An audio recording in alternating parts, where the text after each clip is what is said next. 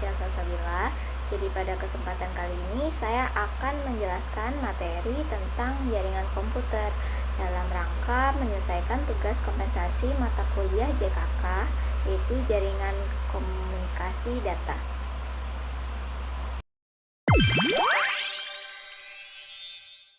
Pada materi kali ini kita akan membahas pengertian jaringan komputer, sejarah pengembangannya, klasifikasi jaringan, hingga jenis-jenis trafik jaringan. Nah, yang pertama ada pengertian jaringan komputer, di mana jaringan komputer adalah sekumpulan komputer yang saling terhubung menggunakan media komunikasi, sehingga dapat berbagi data, informasi, aplikasi, maupun perangkat keras seperti printer. Nah, dengan adanya jaringan, proses pertukaran informasi bisa menjadi lebih cepat dan efisien.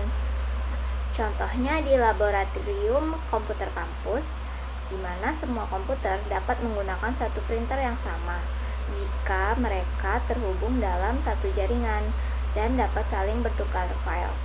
Nah, hal ini akan membuat pekerjaan menjadi lebih cepat dan efisien.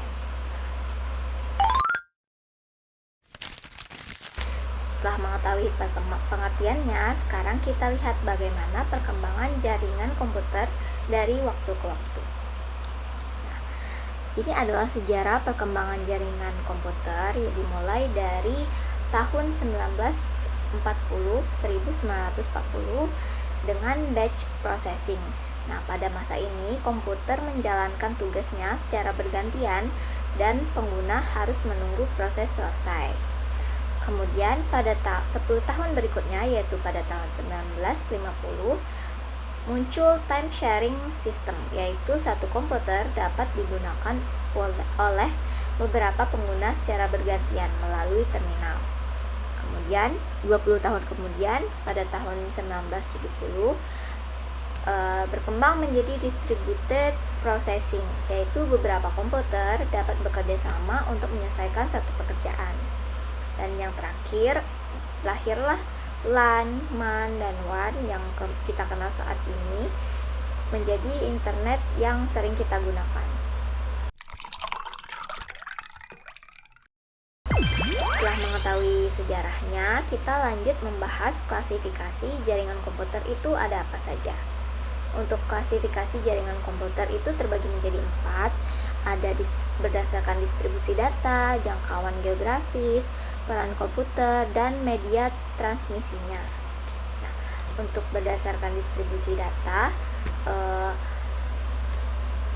klasifikasi berdasarkan distribusi data ini akan menjelaskan bagaimana data dikelola dan distribusikan di dalam suatu jaringan, termasuk lokasi penyimpanan data serta cara pengguna mengaksesnya. Untuk berdasarkan distribusi data ini ada 2 jenis, yaitu jaringan terpusat centralized network dan jaringan terdistribusi distributed network. Nah, untuk ciri-ciri jaringan terpusat itu dia memiliki satu server sebagai pusat datanya, dan juga klien akan mengakses data melalui server.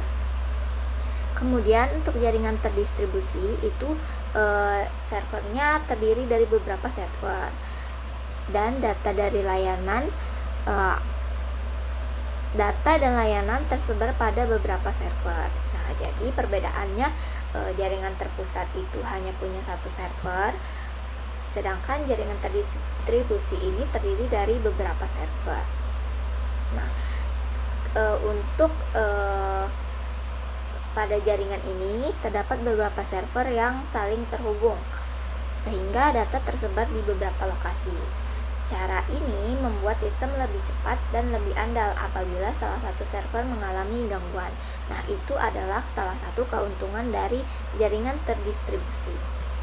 Selanjutnya kita akan melihat klasifikasi jaringan berdasarkan jangkauan wilayahnya.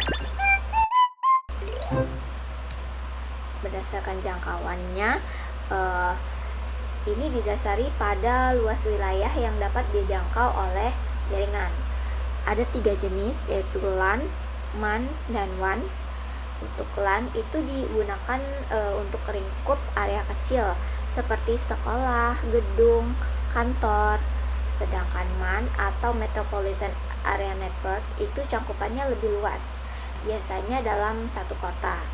Kemudian untuk WAN yaitu Wide Area Network, yaitu memiliki jangkauan yang paling luas, bahkan dapat menghubungkan antar kota maupun antar negara.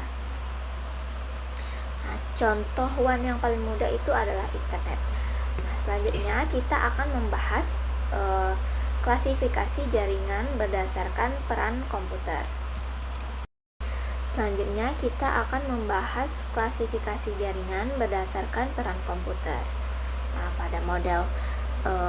pada peran komputer ini itu terdiri dari dua jenis, yaitu menjadi client server dan peer to peer. Nah, pada client server itu terdapat satu komputer yang menjadi server atau menyediakan layanan, sedangkan komputer yang lainnya itu menjadi klien yang menggunakan atau meminta layanan tersebut, seperti ini. Nah, satu menjadi server dan yang lain menjadi klien. Jadi servernya akan menyediakan layanan, sedangkan komputer klien itu yang meminta atau menggunakan layanan tersebut. Kemudian ada peer to peer, di mana semua komputer itu memiliki kedudukan yang sama, sehingga setiap komputer dapat menjadi klien maupun server. Nah, pada gambar ini itu berarti komputernya tidak hanya satu pekerjaan saja, tapi mereka juga bisa seperti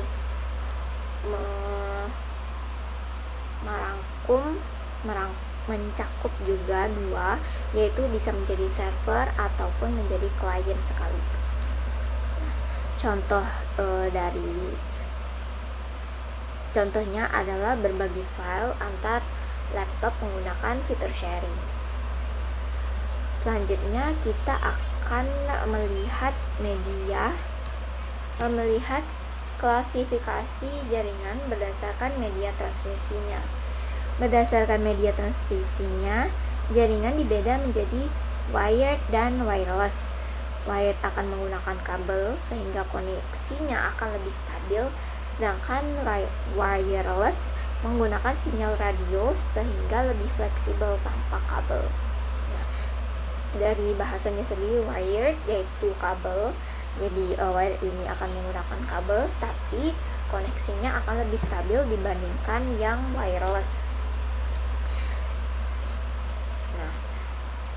Jadi wired network ini dia menggunakan kabel sehingga koneksi lebih cepat dan stabil. Sedangkan wireless network ini itu membutuhkan gelombang radio seperti WiFi sehingga lebih fleksibel dan tidak memerlukan kabel. Nah, untuk sekarang wireless itu lebih banyak digunakan karena praktis. Meskipun wired masih lebih stabil untuk kebutuhan tertentu.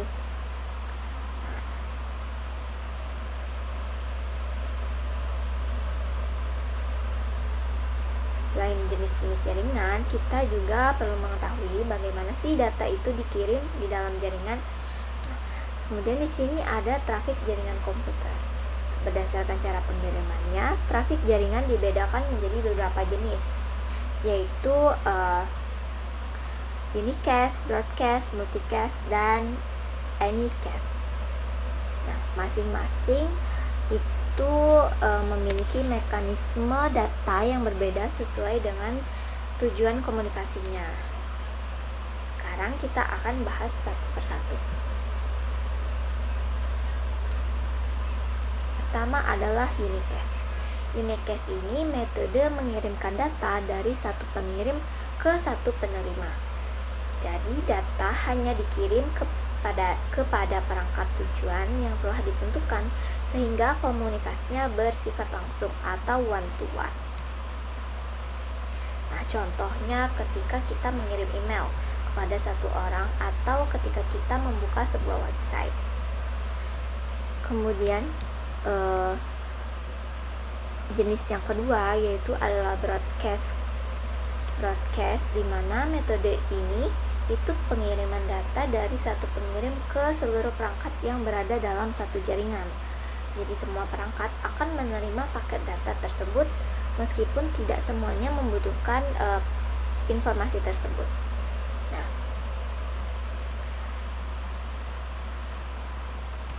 Jadi yang unicast ini tadi one to one, satu penerima, satu pengirim, mengirim ke satu penerima.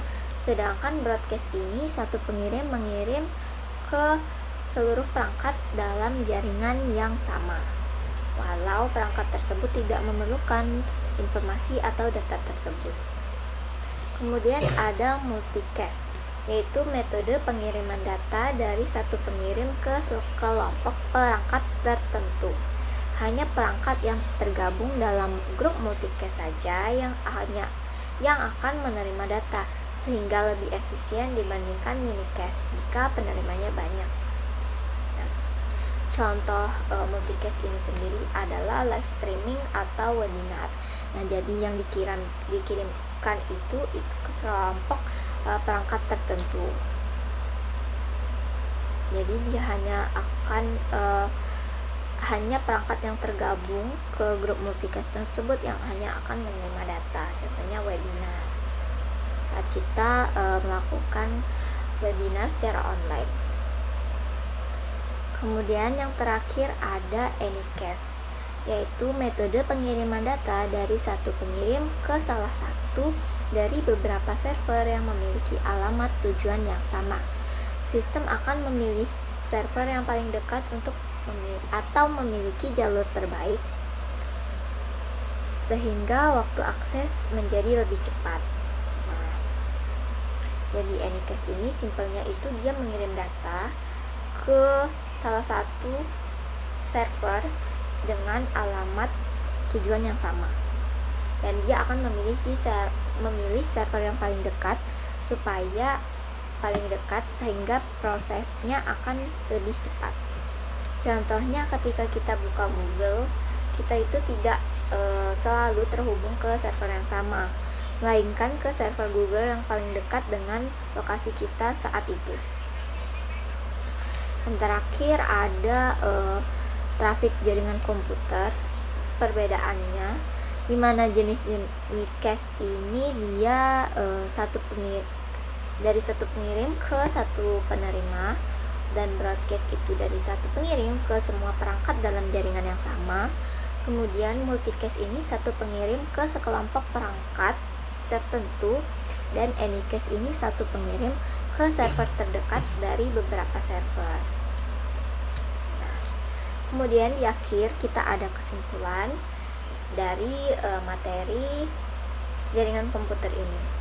Sebagai kesimpulan, jaringan komputer merupakan teknologi yang memungkinkan perangkat saling terhubung untuk bisa saling bertukar data dan berbagi sumber daya.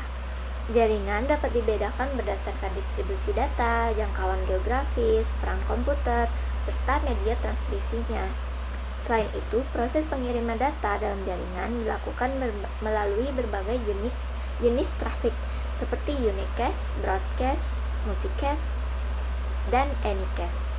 Dengan memahami konsep-konsep dasar ini, kita bisa memiliki bekal untuk mempelajari materi jaringan komputer yang lebih kompleks pada kesempatan berikutnya. Demikianlah penjelasan materi jaringan komputer dari saya. Saya akhiri. Wassalamualaikum warahmatullahi wabarakatuh.